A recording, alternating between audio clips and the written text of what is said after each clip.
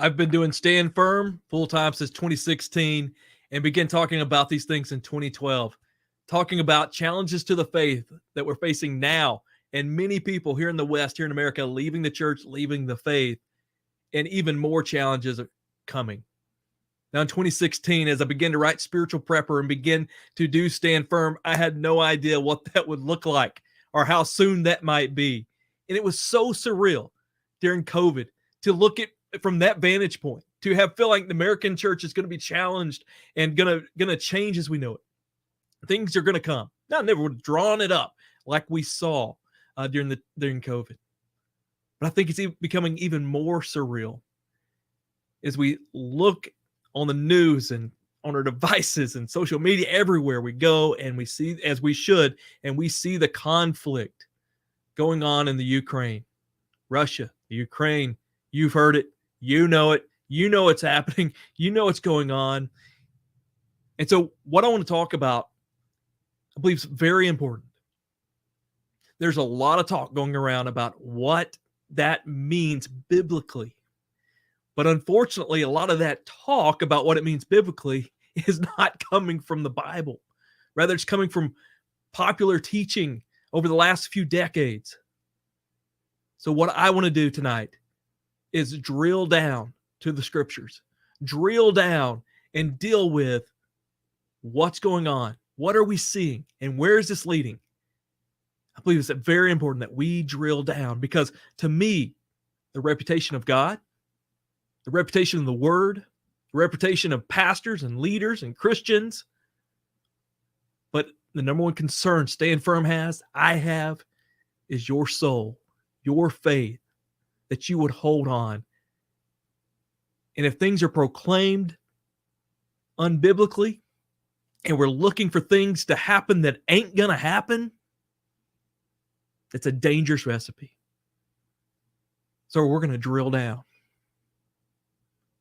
Likely you've already heard it said, you may be saying it yourself. What we see happening in the Ukraine, in Russia, may be Ezekiel 38 and 39, the Gog and Magog War. Let's look at it. How should we understand what we see in Ezekiel 38? Is this the Magog War? Now, again, we don't start with the times, what we see. We start with the text. It's important that, again, we have that foundation of this is what it says. And then it's from there that we can look out and hopefully, not hopefully, but be aware to see it coming, to prepare. But over this issue of Ezekiel 38 and 39, it has been very divisive.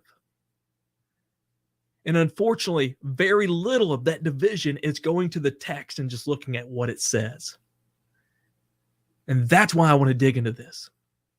Again, thank you for joining in as we're teaching Stand Firm and we're talking about current issues and taking it to the text.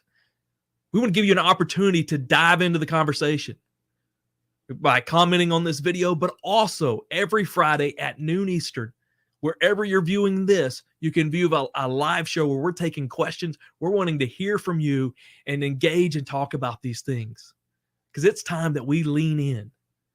And we don't need to lean into personalities. You don't need to lean into Jake. You need to lean into the word and into the Lord. So understanding the Magog War, Ezekiel 38 and 39, begs the question, is this that we're seeing in Russia the start of this Magog War?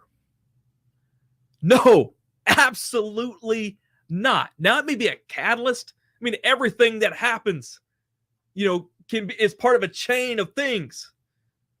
But is this the unfolding of that prophecy? Absolutely not. Is Russia Magog? Is Putin Gog? Absolutely no. Biblically, when we drill into the text, and now you can look in the notes there, we've got several resources that you can go to and walk through these arguments. I've written some articles that you can find there in the notes. We're recommending videos and articles from our good friend Joel Richardson, a friend of the program of Stand Firm, and our good friend Nelson Walters, who released a video digging in some of the grammatical words that we find in Ezekiel 38.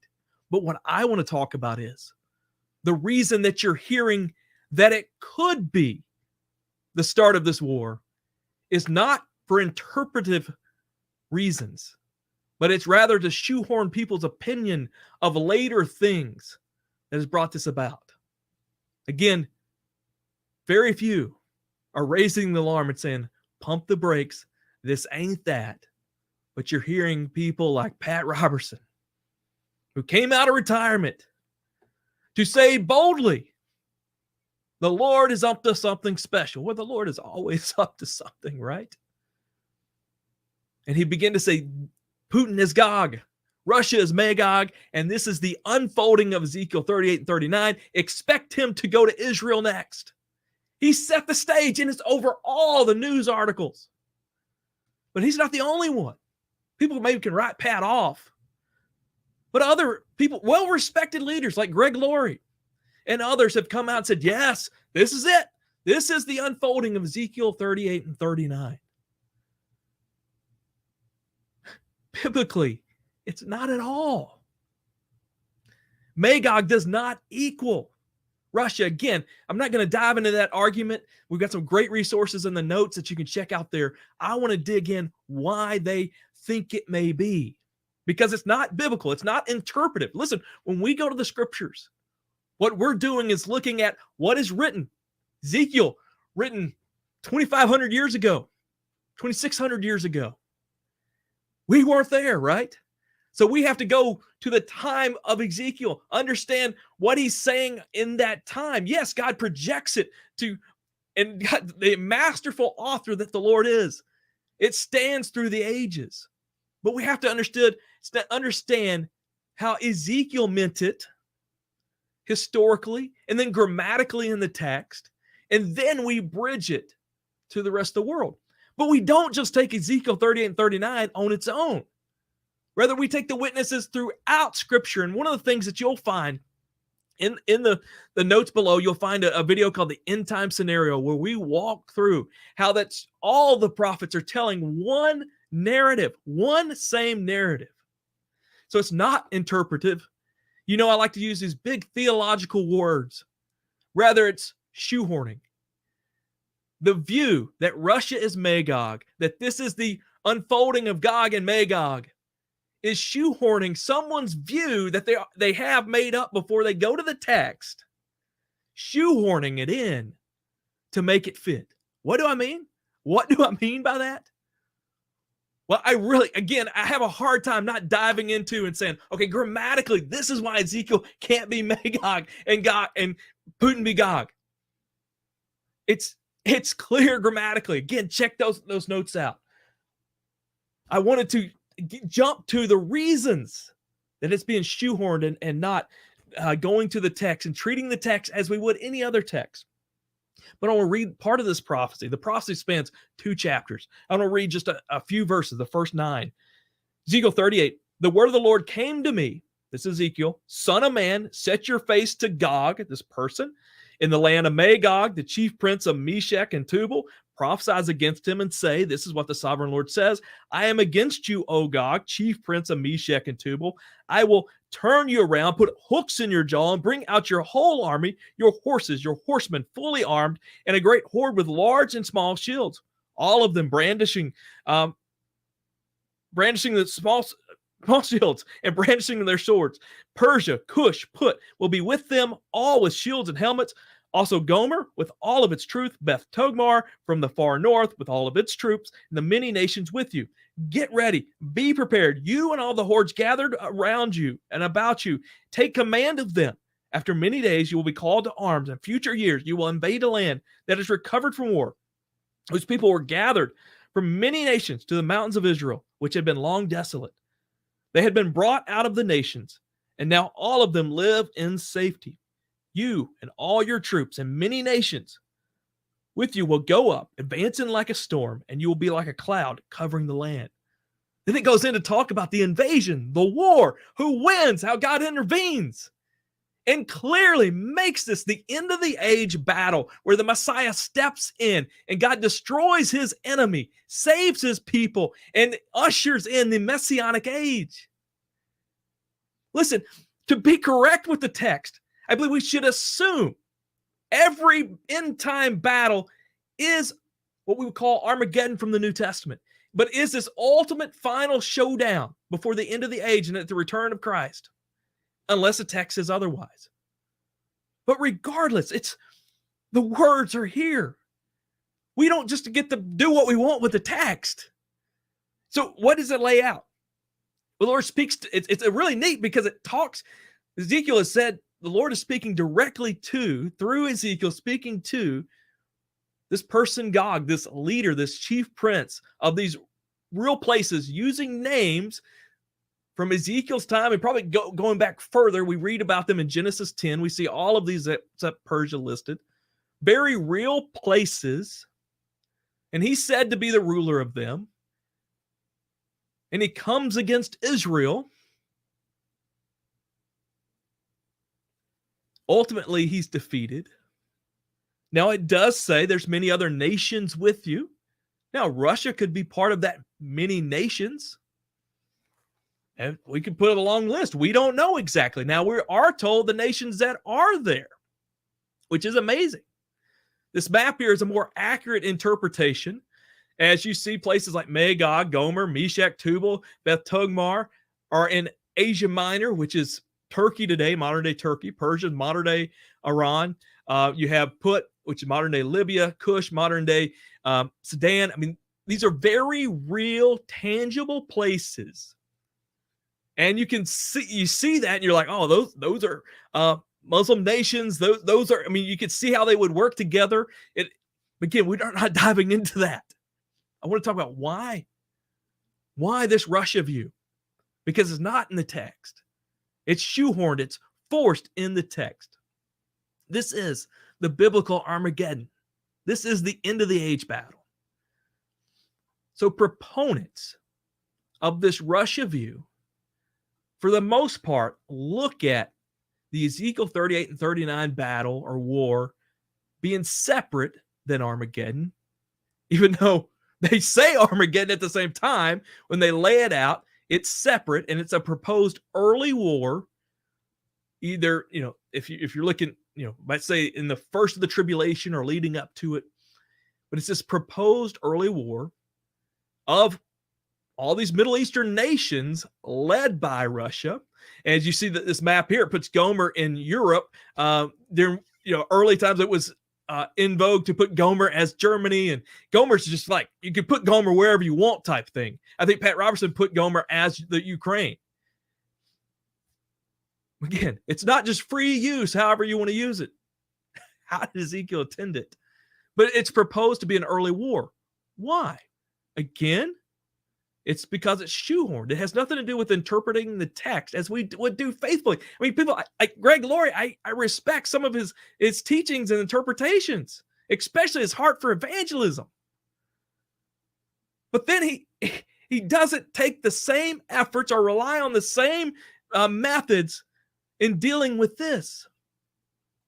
The whole purpose of this, of why this view has been pushed so hard, is because it's shoehorning this view that the Antichrist will come out of a revived Roman Empire, a European Antichrist, a Western Antichrist would come. The whole reason that this view is invoked and is pushed is to make this work. So what happens is there are a few passages that have been interpreted, and I want to look at them quickly. A few passages that have been interpreted that the Roman Empire would be revived, the Antichrist would come from there. Now, again, you can go to our notes, and we've got a link to a video that talks about the origin and the location of where the Antichrist is going to come from. The Bible is not mysterious on that. It is very clear where he will come from. And it ain't Europe. But this view has been the predominant view. So what happens is someone has this view that the Antichrist and his empire, his coalition of nations, it's going to be Western, it's going to be European, and therefore they're saying it must come from this revived Rome. Then you look at this Gog and Magog thing, and it's all Middle Eastern nations. That can't work. That can't fit the mold, even though it has all these messianic tones, and it gives the same ending as we see in Revelation 19 and Revelation 20, and we see in Zechariah, and we see in these other places. But it doesn't fit the view. So as you hear it being pronounced that Russia's Magog, Putin's Gog, this is the start of this thing. Just know it's not coming from a scholarly, and scholarly is not the right word. It just means like faithfully dealing with the scriptures. But the whole view has come about so that Roman view could be kept continually, not taken away. That it could be accepted. So you can see this, right? You have that somebody's made up their mind, and then they come to Ezekiel like, Middle Eastern nations. Well, this must happen beforehand. You can't just do that with the text. But I want to show just how little information there is of this revived Roman view. Again, go to the notes. We've got a video called the nearly precise location of the Antichrist that you can check out, where we walk through passage after passage of where scripture says it'll come from. This Roman view, which I accepted, I held. 2014. I'm teaching and leading a lay seminary, and I'm teaching Old Testament survey. I'm walking to class to teach Daniel 2 and the statue in Daniel 2, which is amazing. Daniel's given this vision of these succession of empires that would happen. And he's told, and so the head represents one, the chest and arms another, the thigh and legs another, and the legs another, then the feet are a revival of that fourth one. And he's told in the book of Daniel, the first one's the Babylonian Empire, the next are the Medes and Persians, the next is the Grecian Empire. He's not told what the legs are. And that's not just Daniel 2. We see this again in Daniel 7 and Daniel 8 with that vision as well. And so the most predominant view has been that those legs of iron represent the Roman Empire. Two legs, like Roman Empire was split, yet the focus is only on the European side, the Western side, when the other one outlasted 1,000 years. And then the feet represent a revival of that. Now, it's definitely true. The feet represent a revival of whatever the legs are. So for that Roman view, it goes back to the statue and this assumption that the legs are Rome. You're Western Rome, not even looking at the Byzantine side, the Eastern side. That's where it comes from. There's no interpretive connection to Rome in the book of Daniel. That's just been assumed. For the most part, it's like, well, these were major empires. Let's throw Rome in there. I mean, basically, is where that's happened. So I'm walking to class, ready to teach this. And it hits me right before I get there. What about the Eastern side? And man, I was just thrown for a loop, and I'm in there. I'm like, why? Throughout Bible college, seminary, all the books I read does it talk about a revived European Roman, Antichrist. Yet they still talk about being two legs and two sides and never talk about the Eastern side. What in the world? And as it would be, class ends at like 9:30 or 10. I get a call. Someone goes to the emergency room in my church. I go to see them. I'm there late. I'm driving back. I'm listening to the radio, and there's someone on there walking through Revelation 17. Revelation 17 is in many ways semi-parallel or a lot like Daniel 2. And I think it just is the linchpin to say it can't be Rome. But that's another message for another day. Again, check out the notes for that. So Daniel 2, just because Rome sounds good for the legs. Now, Daniel 9, verse 26 talks about this ruler yet to come. It seems to talk about the ruler that would destroy the temple, 70 AD, that the Antichrist would come from his people. And I will say, a straightforward reading, and like I said, I want to be honest with the text. Daniel 9:26, and this is to me why I held on to that Roman view for so long, is because it seems to say the Antichrist would come from the people who destroyed it the first time. I'll say it seems to say that. But then you've got this one verse, and you've got volumes to say he's going to come from somewhere else. And there's an interpretive rule. If there's not clarity or something seems off in one place, but you've got this other volume of truth, assume you probably have this wrong. And I will say Daniel 9, especially that part, is tricky. As you try to dive into the pronouns, it talks about the Messiah, it talks about the Antichrist, and it bounces back and forth, and it is confusing. And there's some other factors there. If you took Daniel 9 to the side and said, okay, there's all this vast stuff, maybe I've got this wrong. That's, to me, the only bit of piece that could point to Rome, and it's not clear at all. The other one used is Revelation 17, talks about the 7 hills. Now, Revelation 17, to me, is the passage that says it can't be Rome, because it's told to John, the empire you're in, the one ruling over Jerusalem now, ain't the one. One's coming after it. I mean, it's clear. But right before that, it talks about these 7 heads of this beast. And it talks about 7 mountains or 7 hills. And it goes on. It says within there that the 7 hills, the 7 mountains are 7 kingdoms. I mean, it says it there. But yet it's been used to say, well, Rome's called the city on the 7 hills, so that must be it. Man, I probably got 7 hills in my small town that I live in. But it clearly says it's not. So all this Magog and Gog stuff, if you go to the text, it's interpretedly not there. But then if you go to the reason that it exists, it's been, proponents of that. It's for a purpose, and it's to shoehorn this other view. As you can tell, I worked up about this because the Word of God is amazing in what it gives us in the things to come. God's reputation is in His prophecy. The reputation of His pastors and leaders is on how we share that. But more importantly, it's you, it's me, it's my kids, it's family, it's friends, it's people I love, it's my church, it's you, it's the souls that can be misled and disillusioned. Now, I don't say this to take away with what's going on. I think we're seeing an acceleration of possibly last day things, because I think we're in that season as we've seen the Jewish people come home and come back to the homeland. The stage is set for this to happen. But Russia ain't Magog.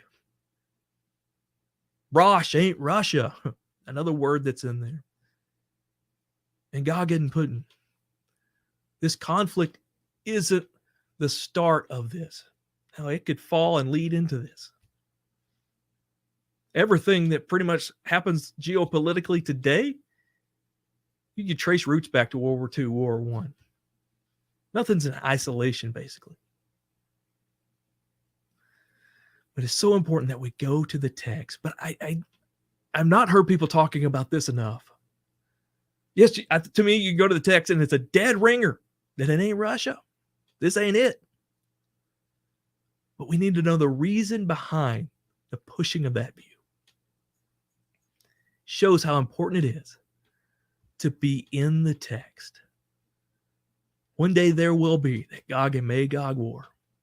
But understanding Ezekiel 38, 39 biblically,